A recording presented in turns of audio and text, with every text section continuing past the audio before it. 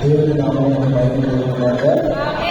దేవుని యొక్క స్థలంలో దివానికి అలాగే జ్ఞానం ఆహ్వానించి దేవునికి వర్తమానం వహించడానికి కారణమైన స్థానిక సంఘ కాపరి గారికి అలాగే స్థానిక అందరికీ స్థిర సమాజంలో మా ప్రియ సహోదరులందరికీ కూడా మన రక్షకుడు ప్రభువైన యేసుక్రీస్తు వారి పరిశుద్ధ నామములో ఏకరాత్రి కాల నా హృదయపూర్వక శుభాభివందనాలు తెలియజేస్తున్నాను. అలాగే ఈ స్థలంలోకి చేరువచ్చింది ఎవరొక్కమారు వారందరికీ సండే స్కూల్ వారందరికీ కూడా ఆ దేవుని యొక్క ఆశీస్సులు కలుగునుగాక. మరి ఈ ప్రత్యేక సభలో నన్ను ప్రేమతో ఆహ్వానించిన ఇరువురు కుటుంబాలు మరి ఆశీర్వాదం గారికి రామారావు గారికి మరి ఇరువురు కుటుంబాలకు కూడా ఇంకా ప్రత్యేకమైన వందనాలు. మరలా అధిక సంవత్సర కాలం తర్వాత మళ్ళీ తిరిగి రావడానికి దేవుడు నాకు అనుగ్రహించిన యొక్క గొప్ప కృపను బట్టి దేవునికి ఎంతగానో కృతజ్ఞతాస్తులు చెల్లించు ఈ ప్రత్యేక సభలో రాయబడిన పరిశుద్ధ లేఖన భాగాల నుండి కొన్ని మాటలను మనం పరిశీలన చేద్దాం. ధ్యాన కీర్తనగా 16వ సంకీర్తన గ్రంథము 16వ సంకీర్తన 8, 9, 10, 11 సదాకాలం యెహోవా యందు నా గురి ఉంచుతాను, ఆయన నా కుడిపార్శ్వమందున్నాడు గనుక నేను కదల్చబడను. అందువల్ల నా హృదయము సంతోషించుచున్నది, నా ఆత్మ హర్షించుచున్నది, నా శరీరము కూడా సురక్షితంగా హర్షించుచున్నది. ఎందుకనగా నీవు నా ఆత్మను పాతాళములో విడిచిపెట్టవు, నీ పరిశుద్ధికి గురుపట్టనివ్వు, జీవ మార్గమును నీవు నాకు తెలియజేసినవు, నీ సన్నిధిని సంపూర్ణ సంతోషము కలదు, నీ కుడి చేతిలో నిత్యము సుఖములు కలవు. దేవుడు కనుక పరిశుద్ధంగా అమూల్యమైన జీవమాన వాక్యము మన విడుదలలో దీవించి ఆస్వాదించి ఫలింప చేసి వృద్ధి పొందించును కాక. ఆమేన్.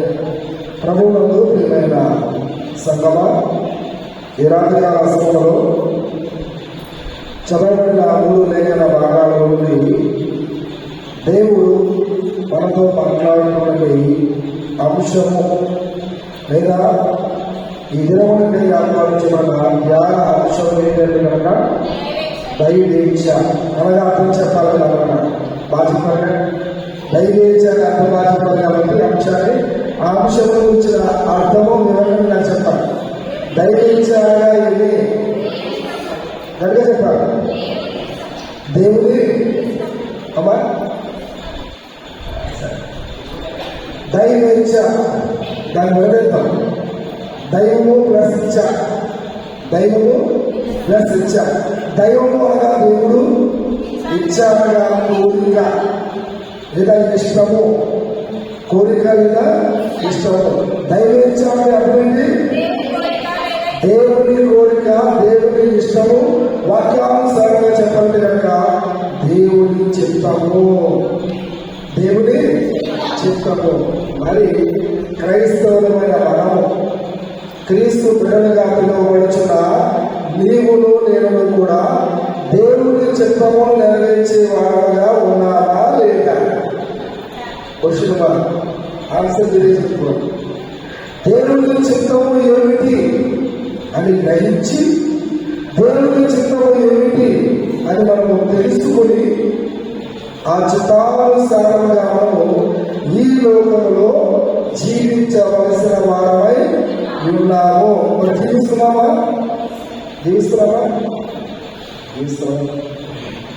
తండ్రి యెహోవా దేవుడు తన కుమారుడైన యేసుక్రీస్తు వారిని ఈ లోకంలోకి ఎందుకు పంపించాడు?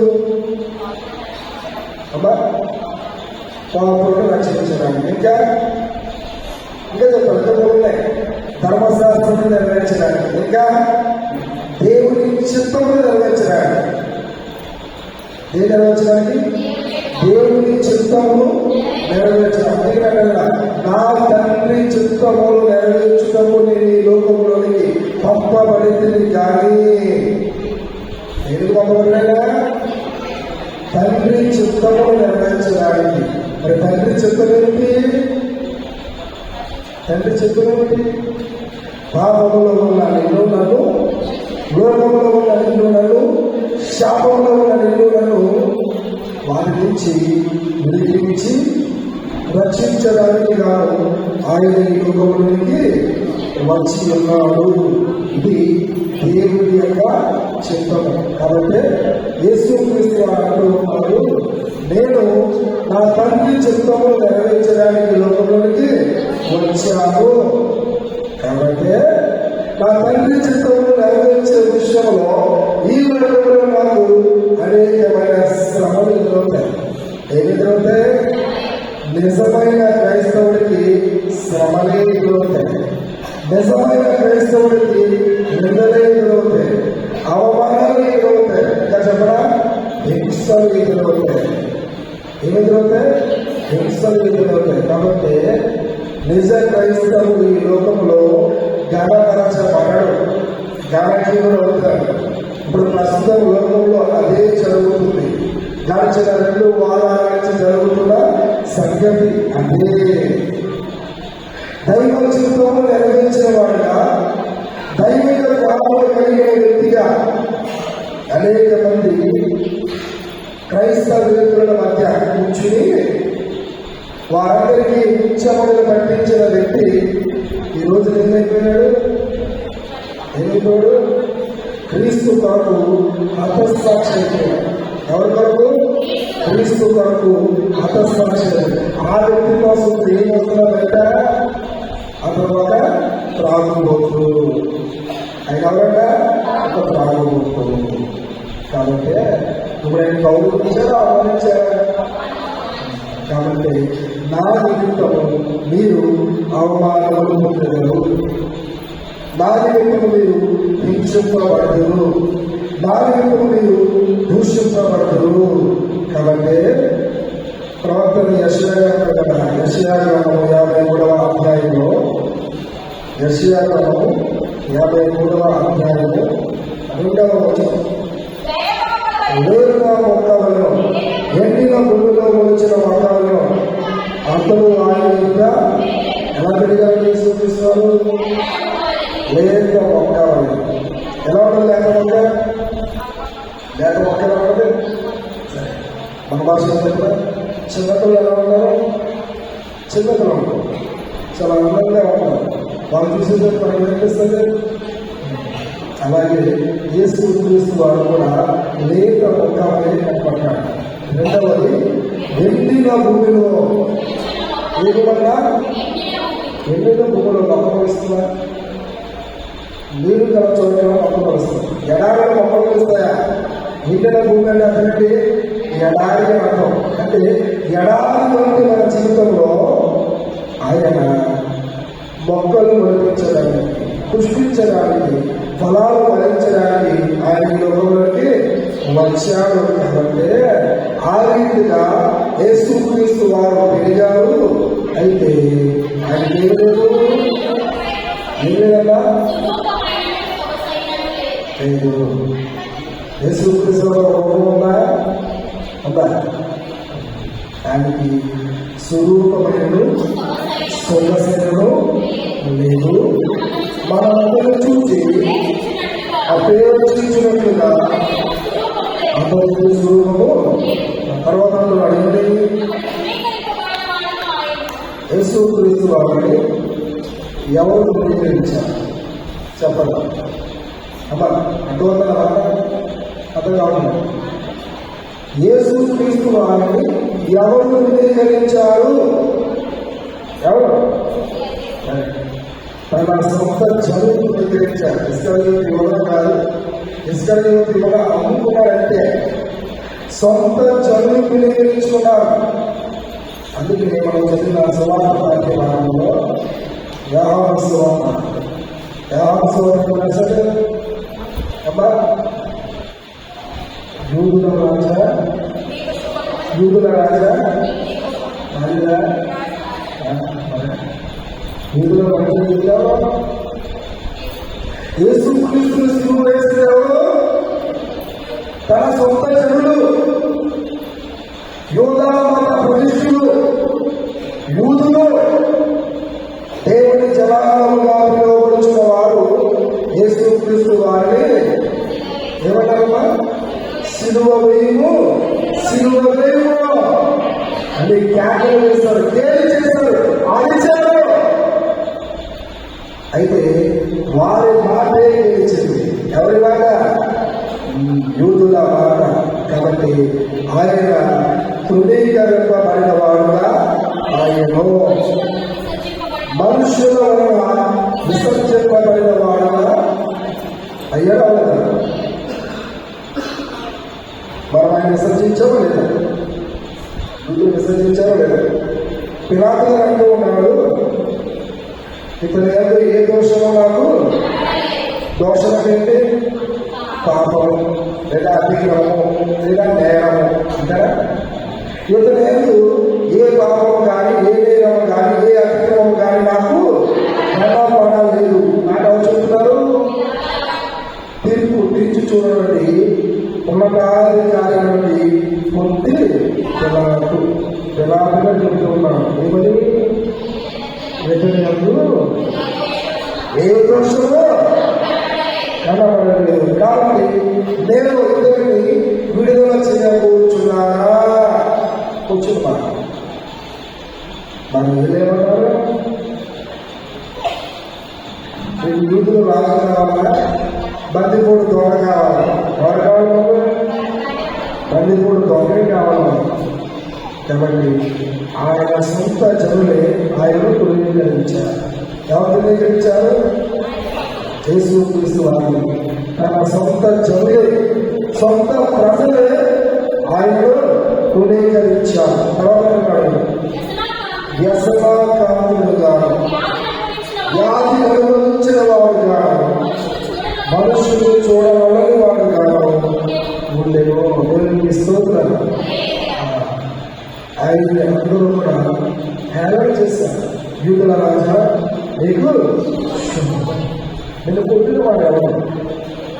నీ మొహమ్మద్ వేసిన వాడు ఎవరు?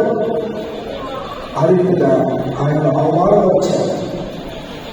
ఆయన నీ పాపము నా పాపం అనే వ్యాధిని ఆయన అనుభవించాడు. కాబట్టి ఆయన మనుషులు చూడగలని వాడుగా ఆయన ఉన్నాడు. ఎవరు మాట్లాడుతూ ఉన్నాడు? అతను ధృవీకరింపబడిన వాడు కనుక మనం మనల్ని ఎన్నిక చేయకపోతే యేసు క్రీస్తు వారు ఎన్నిక చేశామా? ఎన్నిక చేశామా అన్నాడు. తన ప్రజలు వారికి ఎన్నిక చేయాలి.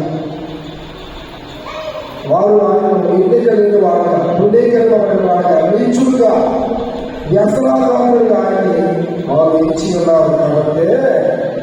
కాబట్టి దేవుడు అంటూ ఉన్నాడు, యేసు క్రీస్తు వారికి ఎవరు విసర్జించారు అంటే కనుక తన సొంత జనులు.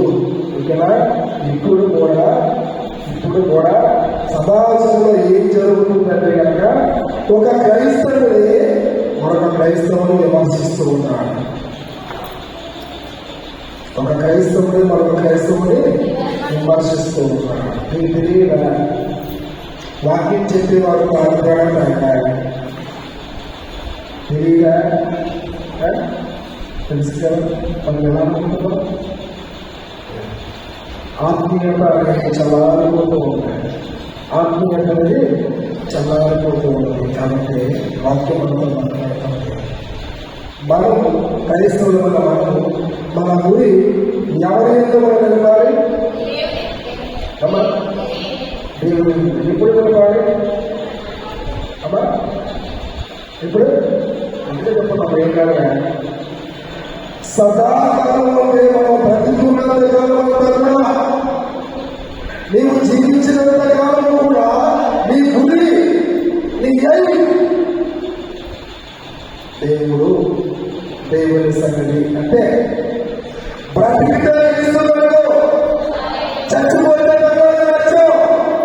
ఇందా విశ్వాసం ఏదో ఉందా నిరీక్షణ నీలో? ఉందా? కాబట్టి జాగ్రత్త జాగ్రత్త. అందరూ చెప్తా పౌరు గారు వాళ్ళ బ్రతుకులు తీసే చాలంటే మీరు రావడం కాదు. నువ్వు చనిపోతే పుష్పాలు చేసుకో సర్వం. కాబట్టి క్రైస్తవుని యొక్క గుడి లేదా అంతిమ యాత్ర పరలోక రాజ్యం. కాబట్టి దావీదు గారు అంటున్నాడు, సదాకాలము యెహోవా యందు నా గురి నిలుపుచున్నాను. ఎవరైతే గురి అబ్బా యెహోవా యందు మన గురి అనేది మనము నిలపాలి. మనం దేని నిలుపుతాం? మా పిల్లల ప్రయోజనం చేయాలి, మా పిల్లలు డాక్టర్లు అయిపోవాలి, మా పిల్లలు యాక్టర్లు అయిపోవాలి, మా పిల్లలు ఇంజనీర్ అయిపోవాలి, చివరికి అనుకోవాలి. కానీ ఒక మహారాజే ఇశ్రాయేలును పరిపాలించిన పరిపాలకుడు, యూదులకు రాజు దావీదు గారు అంటున్నాడు, నా గురి ఆయనే. రెండవది, ఆయన నా కుడి పార్శ్వం అంటున్నాడు. ఎవరున్నాడు? కుడి పార్శ్వం ఎవరుంటారు? ఎవరుంటారు అమ్మా? కుడి పార్శ్వం ఎవరుంటారు? దేవుడి కుడి పార్శ్వం ఎవరుంటారు? యేసుక్రీస్తు దేవుడిగా అడుగుతున్నాను. మరి చెప్పమంది చెప్తారు. చెప్పమంది ఏంటి? తండ్రి లేదు, కుమారుడు లేదు, పరిశుద్ధాత్మ లేదు కాదు, ముగ్గురు ఏకమే కాదు. దేవుడి కుడి పార్శ్వమందు దేవుడి పిల్లలు ఉంటారు, గొర్రెలు ఉంటాయి. ఎవరుంటారు? గొర్రెలు ఉంటాయి. ఎవరైతే ఆయన గమనిస్తారో, ఎవరైతే ఆయన మనకి విధేయత చూపిస్తారో, అందుకే నా తండ్రి చేత ఆశీర్వాదపడిన వారు ఎవరు? నా కుడి వైపు ఉంటారు, నా కుడి పార్శ్వం ఉంటారు, నా కుడి దగ్గర. అందుకే లాజరు అబ్రహాము రూపున ఆలుగులో అంటున్నావా? కాబట్టి దేవుడి అందరి పరిపూర్ణ విశ్వాసం, నమ్మకం అనేది యథార్థత కలిగిన వారు దేవుడి ఉంటారు. కాబట్టి వారు కదర్చబడరు. ఏమారు? కదర్చబడరు. కష్టం వచ్చినా, శ్రమ వచ్చినా, ఎంత వచ్చినా, అవమానం వచ్చినా, ఉపద్రవం వారికి పడిపోయిన వారు. ఎందుకంటే వారు స్థిరమైన విశ్వాసం అనే పునాది మీద, క్రీస్తు అనే బండ మీద వారి విశ్వాస జీవితాలు వారు కట్టుకున్నారు. కాబట్టి ఓకే, కాబట్టి నేను కదర్చబడను. అందువలన ఎందువలన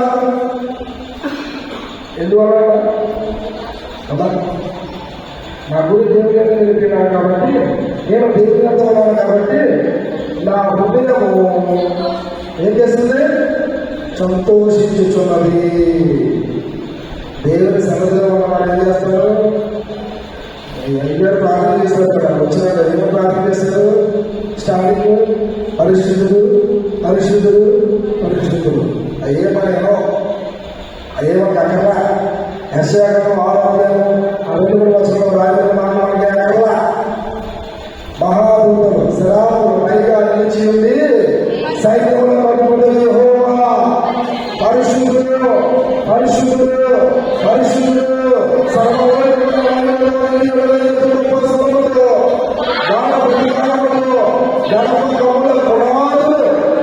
అందరూ చూడనట్టుగా. కాబట్టి ఆయన అంటూ ఉన్నాడు, నా హృదయము సంతోషించుచున్నది. దేవుని సన్నిధిలో నిత్య ఆనందము, నిత్య సుఖములు కలవు. అంటే తర్వాత అన్నాడు, నా ఆత్మ హర్షించుచున్నది. ఎవరిచ్చారు?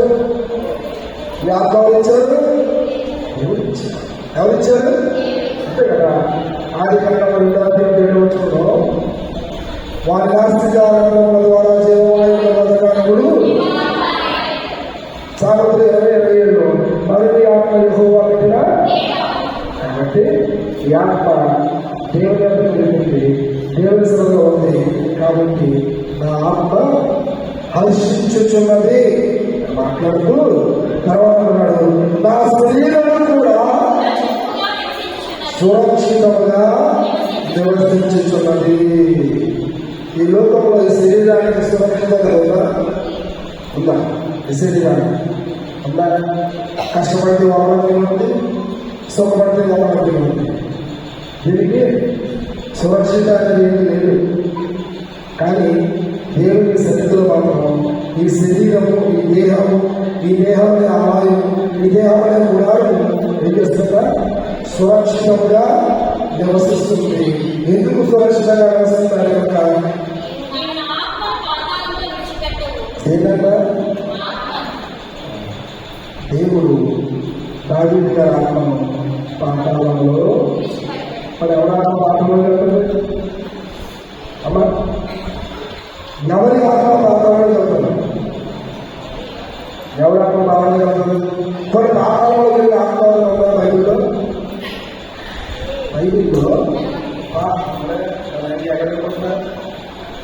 ధనవంతుడి ఆత్మ ఎక్కడికి వెళ్ళింది? పాతాళంలో వెళ్ళింది, నరకాత్మ వెళ్ళింది. అక్కడ అన్ని కాదు. కాబట్టి అబ్రహామా ఈ ఒక్క ఆడుకున్న లాజరు చిన్న వేలు కూడా వీటిలో నుంచి నాకు ఆలోచిస్తున్న నాలుగు చల్లార్చుకుని అడిగారు. మధ్యలో ఏమైందంట? అగాధము. ఏముంది? అగాధము. కాబట్టి దేవుడి నమ్ముకున్న వారి ఆత్మ దేవుడి పాతాళంలో విడిచిపెట్టదు. రెండవది, నీ పరిశుద్ధిని కుళ్ళు పట్టలేవు. అంటే అదేంటి అమ్మా? నీ పరిశుద్ధిని కుళ్ళు పట్టలేవు. అంటే ఈ ఆత్మ దేవుని సన్నిధిలో ఉంటుంది కాబట్టి దానికి ఎటువంటి బాధ, ఎటువంటి వేదన, ఎటువంటి దుఃఖం అనేది ఉండదు. కానీ ఇక్కడ అగ్ని ఆడు. కాబట్టి మన యొక్క ఆత్మను దేవుడు కుళ్ళు పట్టలేకుండా, పరిస్థితులు దేవుడు కుళ్ళు పట్టలేకుండా దేవుడు కాపాడే దేవుడు ఉన్నాడు. జీవ మార్గములను కూడా తెలియజేస్తూ ఈ సన్నిధి సంపూర్ణ సంతోషము కలదు. ఈ కుడి చేతిలో నిత్య సుఖములు కలదు. ఏమంట? దేవుడి సన్నిధి ఏముందంట? సంపూర్ణ. మనం చేయాలి, ఏం చేయాలి చెప్పండి? దేవుడి సన్నిధిలో సంపూర్ణ సంతోషం కలదు. కాబట్టి మనం ఏం చేయాలి? మత్తయి సువార్త 22:37 మనం చదువుతాం. మత్తయి సువార్త 22:37 నీ పూర్ణ హృదయముతో, నీ పూర్ణ ఆత్మతో, నీ పూర్ణ మనస్సుతో నీ దేవుని యెహోవాను ప్రేమించాలి. మా చౌల ఏం చేయాలి? అమ్మ ఏం చేయాలి? నీ పూర్ణ హృదయంతో, నీ పూర్ణ ఆత్మతో, నీ పూర్ణ మనసుతో దేవుని యెహోవాను ప్రేమించాలి. ప్రేమిస్తున్నాడు అని చెప్పుకుంటున్నావా? కాబట్టి నువ్వు ప్రేమిస్తే పడవ రాజు అవుతావు. నీ ఆత్మ పట్టదు. నీ పరిస్థితులను దేవుడు కాపాడుతాడు. నీ పరిస్థితులను బట్టి ప్రభుత్వం చూస్తావు. అలాగే నిత్య ఆనందము, నిత్య సంతోషం అనేది కలుగుతుంది. కాబట్టి ఆ రీతిగా జీవిస్తే ధన్యము. జీవించకపోతే అందులోనే అపోస్తల కార్యక్రమం 3వ అధ్యాయం 14. మీరు పరిశుద్ధులలో నీటి వంతులైన వారిని నిరాకరించి ఎవరిని నిరాకరించు? ఎవరన్నా అమ్మా? ఎవరు పరిశుద్ధులు? అమ్మా, దేవుడు పరిశుద్ధుడు. ఎవరు నీతిమంతుడు? అమ్మా, ఎవరు నీతిమంతుడు చెప్పండి. ఎవరు నీతిమంతుడు? ఎవరు పరిశుద్ధుడు? అది కూడా యేసుక్రీస్తు వారు పరిశుద్ధాత్మ వలన కన్య మరియ గర్భమున పుట్టి లేదా అవతరించి మనుషులాయను అంటారా?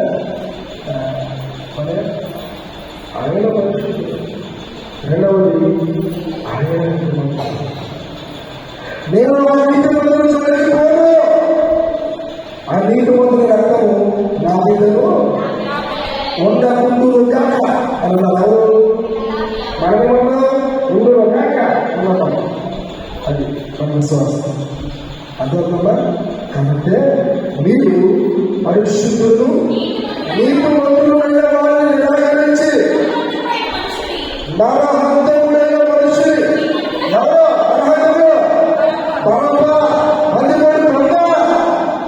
దారిలో అంటే దేవుడు క్రైస్తవ సంఘాలలో సమాజంలో కూడా అబద్ధ బోధన ప్రేమించే వరకు అయిపోయారు.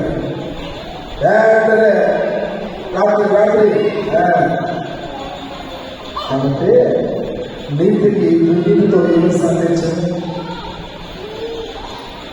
కాబట్టి మీరు పరిశుద్ధులైన వారిని నీతిమంతులైన వారిని మీరు నిరాకరించారు, యాక్సెప్ట్ చేయలేదు, చేర్చుకోలేదు. కానీ మీరు నరహంతమైన మనుషులు మీరు కావాలి, నాకు కావాలి అని అడిగాడు. కాబట్టి అతను ఏమన్నాడు? మీరు జీవమును వదిలిపెట్టి జీవించేవాడు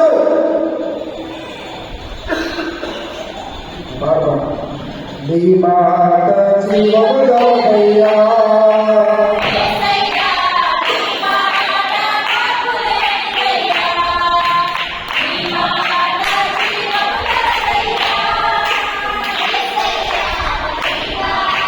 సత్యముగా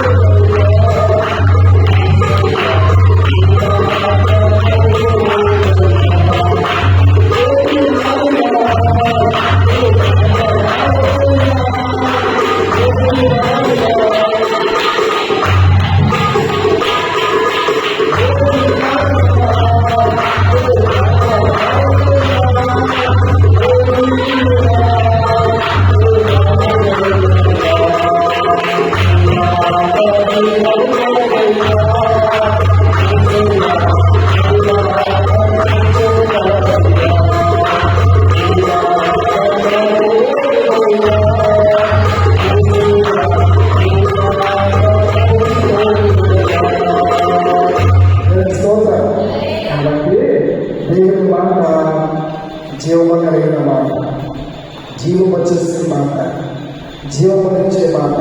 కాబట్టి యేసుక్రీస్తు వారు యోహాను సువార్త 11:23 అందుకు యేసు పునరుద్ధానము అంటే మృతులందించేవాడు నేనే, బ్రతికించేవాడు నేనే. కాబట్టి నీ మాట జీవము కాదు అని మాట్లాడుతూ బాధపడ్డాడు. మీరు జీవాన్ని చెప్పలేదు కానీ దేవుడు ఆయన మృతులలో నుండి. కాబట్టి ఎవరు రక్షించబడతారని యేసు ప్రభువుని దేవుడు ఆయన మృతులలో నుండి లేదని నీ హృదయంలో విశ్వసించిందా నీవు రక్షించబడదు. రోమిలకు రాసిన పత్రిక 10:9 తర్వాత చదువుతాం. రోమా 10:9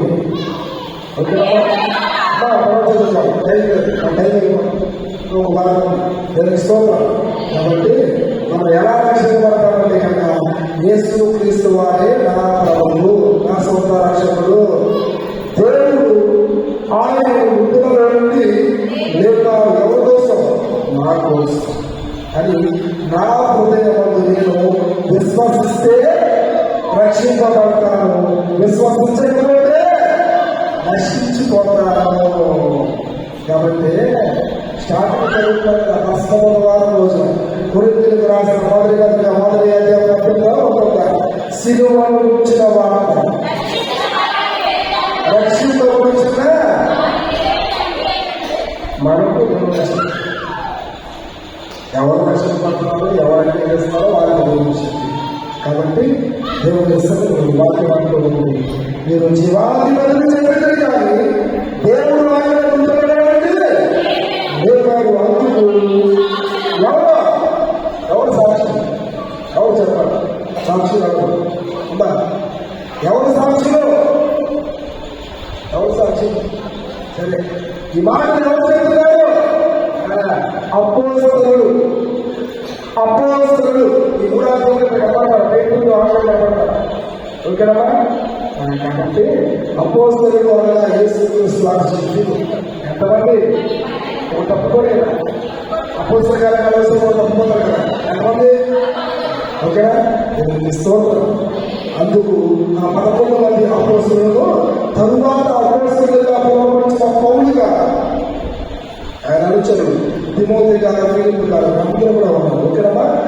మేము ఆయన తిరిగి లేచాము అనడానికి మేము సాక్షులము. ఓకేనండి?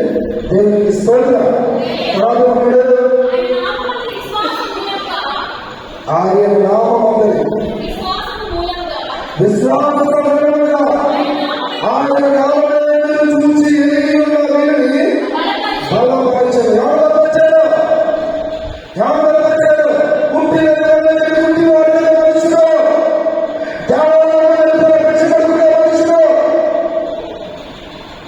ఏం దొరుకుతుందా? ఏమి ఇస్తారా? గుడాదేవిలో చూడండి, 3 గంటల ప్రార్థన చేసిన టైంలో పేదలు ఆహారాలు సంహారం దేవాలయానికి వెళ్తుండగా పుట్టిన వాళ్ళని పుట్టి వాళ్ళకి మనుషులు మోసుకున్నాడు. ఆడుతున్న పంటలు మోసుకొచ్చి దేవాలయం అయితే కూర్చోబెట్టుకున్నాడు. ఏం చేస్తున్నాడు? ఎవరు? పేదలు ఆహారం కనబడి చూసి వారి యొక్క ఏమైనా అని పేదలు గారు అన్నారు, మా తప్పు చూడు, నువ్వు చెప్పి దేవుని తప్పు చూసినప్పుడు ఏం కలుగుతుంది అమ్మా? ఏం కలుగుతుంది? ఎక్కడ 34 ఎక్కడ 34 వారికి మెరుగు కలిగి వారి ముఖంలో ఎన్నెన్నో తప్పుడు కోసమే పోవాలి. మా ముఖాలు ఏమైపోతే వారు రోజు చొరవ, తప్పు గొప్ప ఆఫీసులు తగ్గారు కదా. బాకీ ఎవరు రావాలంటే దేవుడు అనేది ఎవరు నా శరీరం ఉంటాను పనులు ఎప్పుడు కదా. మీరు ఎలా ఉన్నారు? మా ఇంట్లో చెప్తారు ఏమని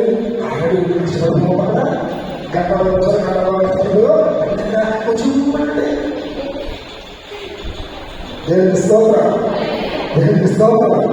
దేవుడు అంటున్నాడు, నీవు దేవుడి కంటే చూస్తే నీకు వెలుగు కలుగుతుంది. ఎవరు వెలుగు? నేను లోకమునకు 3:16 లోకమునకు వెలుగైనాను. నన్ను వెంబడించి వారు చీకటిలో నడవగా జీవము వెలుగు కలిగి వారితో ఆయన లైట్ అంత నేను లోకానికి వెంబడించేవాడు వెలుగుగా ఉన్నాడు, వెలుగు సంబంధంగా ఉన్నాడు. కాబట్టి నీవు దేవుడి చూస్తే నీకు వెలుగు కలుగుతుంది. నీ ముఖము ఎన్నడూ కూడా ఎప్పుడు పడిపోవాలా అని ఉన్నాడు. ఓకేనా? దేవునికి స్తోత్రం. అలా ఉన్నా ఓకే. దేవుడి వైపు దేవుడి తప్పు చూస్తే నీకు వెలుగు నిత్య జీవం కలుగుతుంది. కాబట్టి వచ్చి ఆయన నామం ఉందని విశ్వాసంగా ఆయన నామాన్ని చూసి మీరు చూస్తున్నారే పుట్టిన కొట్టువాడుగా ఆ వ్యక్తులు, ఆ యవనస్తులు, ఆ మనుషులు అక్కడ బలపరిచింది. పేదలు ఏమన్నాడు?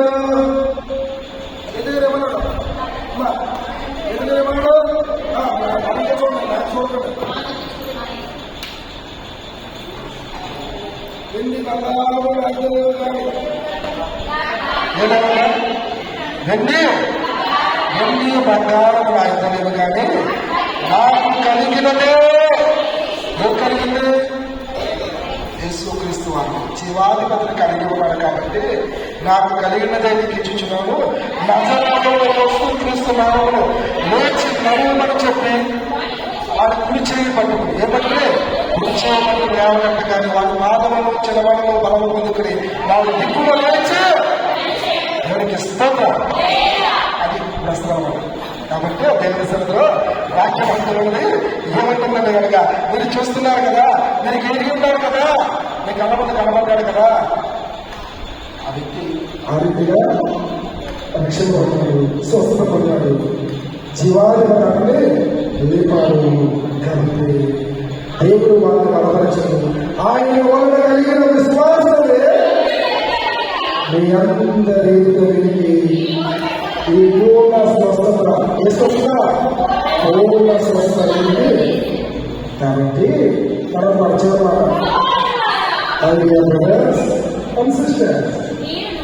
మీరు ఎవరెవరో చెప్తా ఎందుకు చేశారు?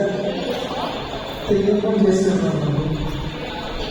మీరు తెలియకుండా చేస్తారా? వాళ్ళు యేసుక్రీస్తు సేవలు పలికిన మొట్టమొదటి మాట యోహాను సువార్త. నిజం చెప్పండి, తిరిగా తప్పు చేసుకుని తిరిగా, పాపం చేసుకుని తిరిగా, దేవుడికి వ్యతిరేకంగా చేసిన తిరిగా తెలుసు. ఎవరు చూపించాడు? ఎవరు తప్పించడం వల్ల గమనించుకోవాలి.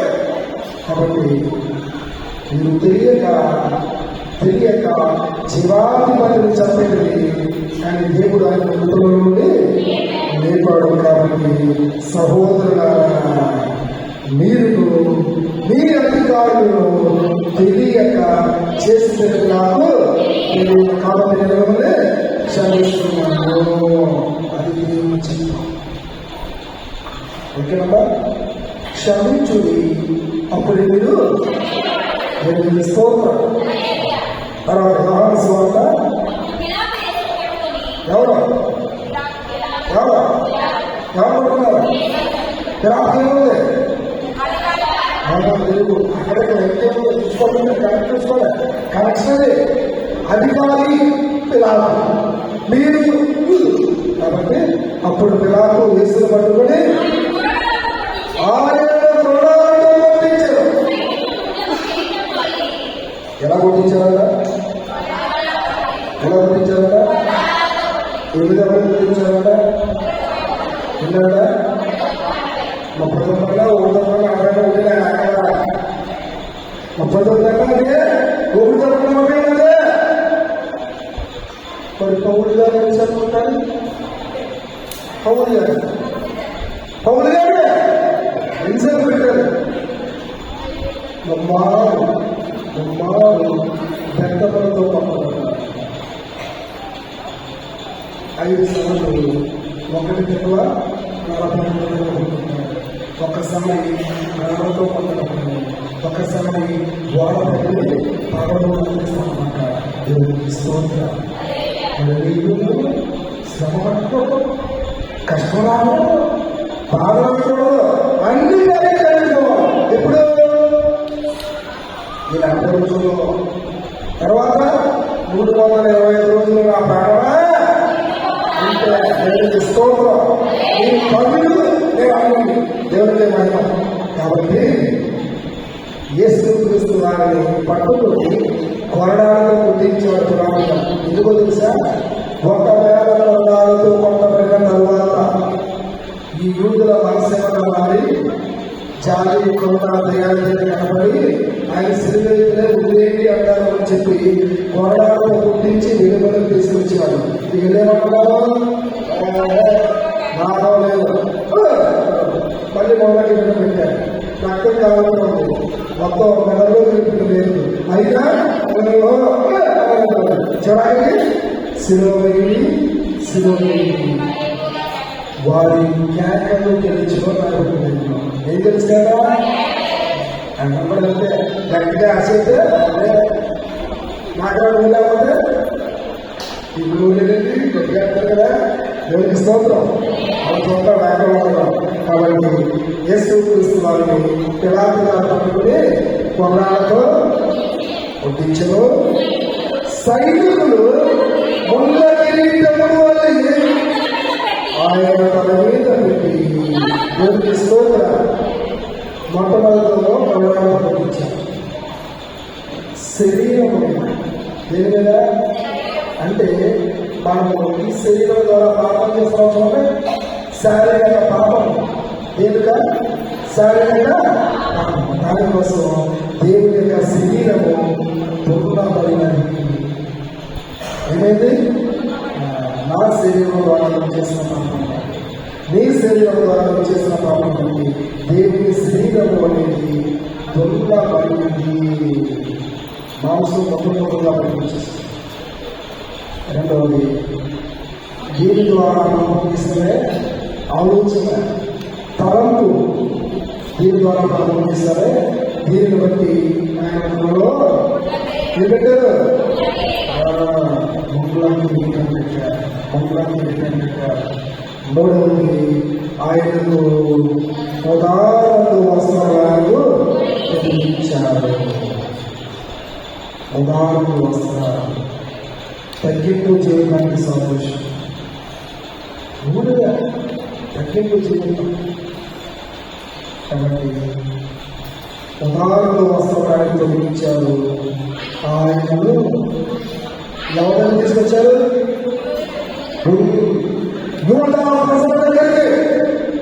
సమాజాన్ని తీసుకొచ్చారు. ముళ్ళాన్ని కొట్టించి ముళ్ళకి పెట్టించి ఉదాహరణ వస్త్రం తొలగించి తీసుకొచ్చి ఇలా రాగానే ఏంటంటే ఏంటంటే శుభమా నువ్వు చేసి అంటే నువ్వు అశుభమని కాదు. ఎక్కడ సరే శుభమంట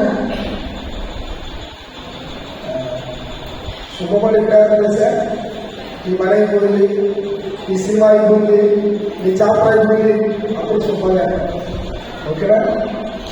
కాబట్టి యూదుల రాజా నీకు శుభమని చెప్పింది. ఎలా ఉంటారంట? అరచేతులతో ఉంటారు. అరచేతులతో ఉంటారంట. కాబట్టి ఆయన అరచేతుల్లో అరచేతులతో కొట్టి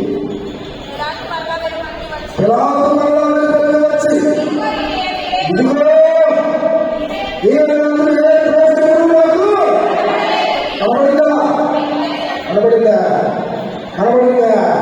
ఆయన ఎన్నో నేరాలు ఉంటారు. అమ్మపడిన నేరాల్లో ఒకటేంటి? మూడు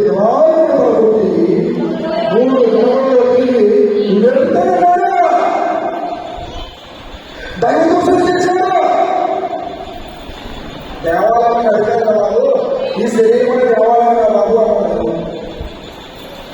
కాబట్టి ఆయన మీద ఎన్ని నిందలు మోపినప్పటికీ ఏది కూడా రుసుము కాలేదు. ఇప్పుడు చెప్తాను, నిజమైన దైవ సేవకుల మీద కూడా నిందలు మోపితే ఆ నిందలు రుసుము కాదు, ఇస్తాడు. కాబట్టి మనము కూడా నిజమైన క్రైస్తవురాలు మనందరూ కూడా జీవించాలి. నాకు అంటూ ఉన్నాడు, ఒక అధికారి అంటూ ఉన్నాడు, ఏమంటే ఈయన నాకు ఏ దోషమో కనపడలేదు. మరి మన ఎందు నా ఎందు నీ ఎందు. కాబట్టి నేను వేరుగా క్వశ్చన్ చేస్తున్నాను. దేవుడి చిత్తం ఏంటంటే కనుక దేవుడి విలువలో చూసి ఈమె ఎందు ఏ దోషమో, ఈమె ఎందు ఏ దోషమో, వీరందరి యొక్క ఏ దోషమో అది దేవుడి యొక్క ఇచ్చ, దైవ ఇచ్చ అంటాడు. దేవుడి చిత్తం అంటాడు. కాబట్టి దేవుడి చిత్తం ఏంటో తెలుసుకొని అందులో మనం నడిచేవాళ్ళుగా ఉండాలని, దేవుడి చిత్తమును మాత్రమే నెరవేర్చాలి తప్ప మనుషుల యొక్క ఇష్టాన్ని, మనుషుల యొక్క చిత్తాన్ని మనం నెరవేర్చకూడదు. ఈ లోకంలో నీవు దేవుడిని కనుక ఎరుగను అంటే పరలోకంలో దేవుడి నిన్ను కూడా ఎరుగను అంటాడు. ఈ లోకంలో నువ్వు దేవుని ఎరుగుతులు అంటే కనుక పరలోకంలో బలమైన మంచి దాసుగా దాసుకున్నాం అనే రీతిగా అందరినీ కూడా నిలబెడతారు. కాబట్టి అతి సాక్షిగా మనము కలిగి ఉండాలా. చివరిగా ఒక సాక్ష్యం బైబిల్లో బైబిల్లో ఏ సాక్ష్యం? మత్తయి వార్త 3వ అధ్యాయము చివరి వచనం. మరియు మళ్ళీ చదువుతారా? ఎందుకు చదువు? ఇవన్నీ అమ్మా ఇది మామా అమ్మా అది నాకే కూడా చూపించమ్మా. ఈమె ఎవరు? యేసు క్రీస్తు వారి నుంచి తండ్రి అయిన యెహోవా దేవుడు సాక్ష్యం ఇచ్చుచున్నాడు. ఈయనే నా ప్రియ కుమారుడు, ఈయన యందు నేను అట్టి సాక్ష్యం పడకుండా కలిగి ఉన్నాను. తండ్రి కుమారుడు గురించి సాక్ష్యం ఇస్తున్నాడు, కుమారుడు తండ్రి గురించి సాక్ష్యం ఇస్తున్నాడు. మీరు ముగ్గురిని గురించి పరిశుద్ధాత్మ అంటే సాక్ష్యం ఇచ్చుచున్నాడు. మీరు విన్నవారికి కన్నవారికి వెళ్ళి ప్రజలకు చెప్పండి చెప్పండి చెప్పండి. మీరు సర్వలోకానికి సర్వ సృష్టికి మాకు ఆడుకుంటున్నారు. కాబట్టి ఆ రీతిగా మనం మంచి సాక్ష్యము కలిగి దేవుడి చిత్తాన్ని మాత్రమే నెరవేర్చేవాళ్ళంగా, దేవుడి ఇష్టాన్ని మాత్రమే మనం మన ఇష్టముగా మనం మార్చుకుంటూ దేవుడి చిత్తాన్ని కాపాడుకోండి, దేవుడి ఇష్టాన్ని కాపాడుకోండి. ఈ లోకంలో మనకి జీవయాత్రను ముందుకు కొనసాగింప చేయగలిగిన ఆ పరిశుద్ధాత్మను తక్కువ సహాయం చేయడం కాక దేవుడి మాటలని కూడా మనుషుల్లో దిగించి ఆస్వాదించి ఫలింపజేసి వృద్ధి పొందించుకోగాక. ప్రతి సభకు వచ్చిన ఈ సమయం కాబట్టి మీకు అందరికీ పరిశుద్ధ